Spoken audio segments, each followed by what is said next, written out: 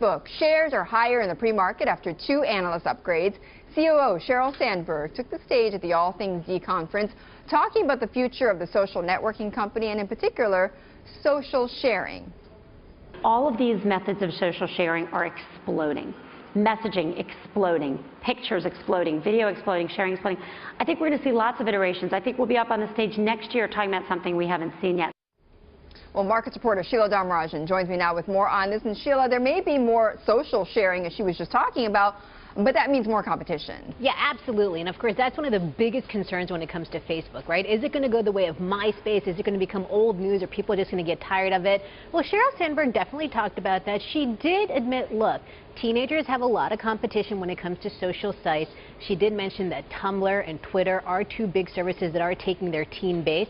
Keep in mind, Twitter had something like a 20% growth rate in its teen users, so certainly a big user base growth there. New users, fresh users.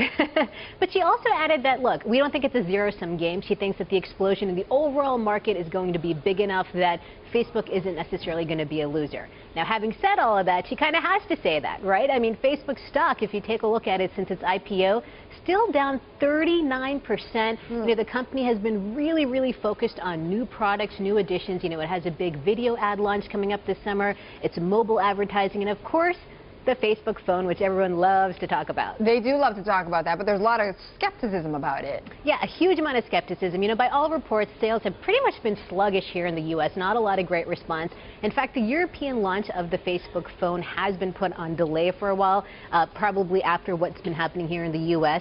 You know, Sandberg did talk about the phone, and she said, look, it's really for the super Facebook user. Take a listen. For the people who love it, you're right, they're heavy Facebook users, they want that experience. Not only do they love it, but the metrics are working really well for us. They're using Facebook 25% more, and they're doing 10% more messaging. So this is a win there, both in terms of how it'll drive our business and for them.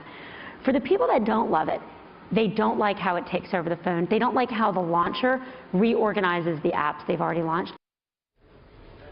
So she says, look, I mean, if you love Facebook, you're going to love the Facebook phone because it's going to really kind of make your life organized around Facebook. And for Facebook, that's great, right? It's just going to increase the user engagement for those folks.